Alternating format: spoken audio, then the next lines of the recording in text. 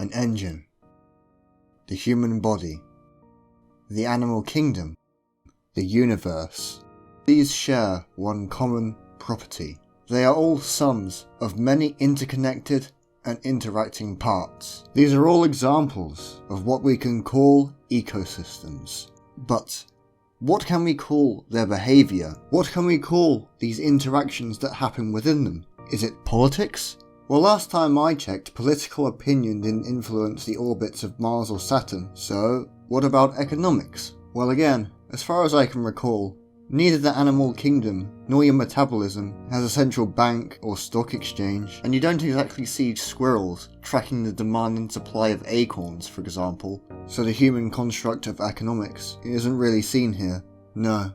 As we see with all ecosystems, including human societies, the dynamics of the interactions within a given ecosystem, whether it be the aforementioned engine, or the animal kingdom, or human communities, is what is known as ecology. Let's zoom in on ourselves for a second. We are physically slower and weaker than many land mammals, yet we're able to survive and prosper. As a species, we have developed a unique capacity for sophisticated cooperation. This, combined with our intelligence, inevitably led to the rise of human civilization. For most of our existence, we lived in tight-knit, egalitarian communities. It is unclear how, but during the reign of the early Egyptian and Mesopotamian civilizations, social inequality arose and had spread to wider regions across the globe. Since then, most societies have been socially stratified to give social advantage to only a few minority individuals. We saw this in ancient societies,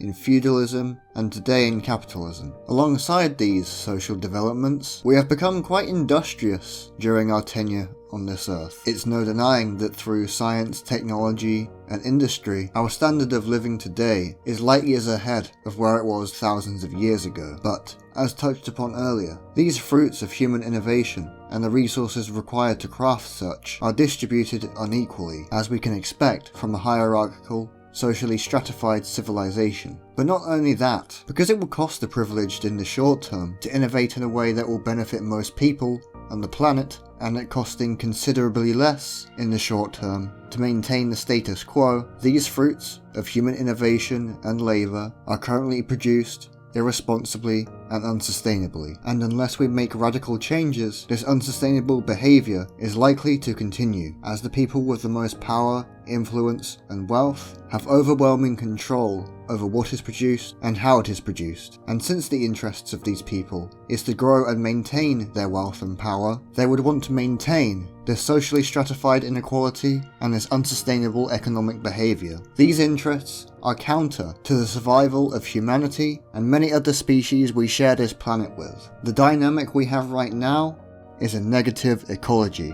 So, if what we have right now is a negative ecology, what could we call a positive one? Well, let's take a look at an ecosystem in action. In nature, nothing is wasted. Everything is recycled down to the last speck of matter, and every ecological interaction is ultimately reciprocal. While I don't think that humanity as a civilization can perfectly replicate this behaviour, I definitely think we can take inspiration from it. What does this mean? Well, in the case of our production, it means rethinking how we see waste. What we call waste today is actually an assortment of valuable resources that could be put to better use. Adopting a cradle-to-cradle approach to production and distribution would aid in the goals of reducing scarcity through efficiency and also making our civilization more sustainable. This will have the secondary effects of protecting biodiversity while also improving people's standard of living due to reduced pollution and greater access to resources, respectively.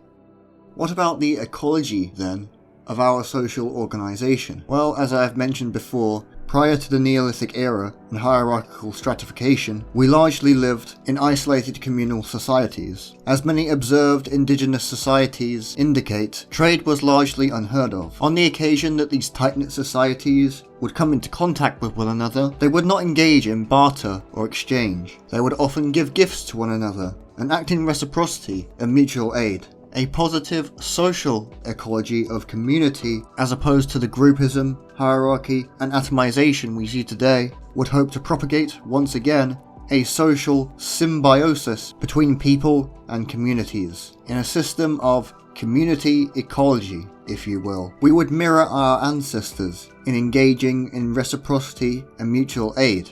However, this time, our communities will not be isolated from one another. Because of technology, we have the capacity to make all of our communities interconnected in a distributed and decentralized manner. This would be true for resource management, the sharing of ideas and culture, and much more. Interconnected, reciprocally interacting, and hence ecological. As we begin this new decade, as well as take the first tiny steps in transitioning towards a free and sustainable world, incorporating ideas of community, ecology, and reciprocity built on the backbone of resource-based economics, it is important to recognise how small changes can make a big impact, just as how ecological theory shows us. With all that said, welcome to the 2020s, and welcome to the transition.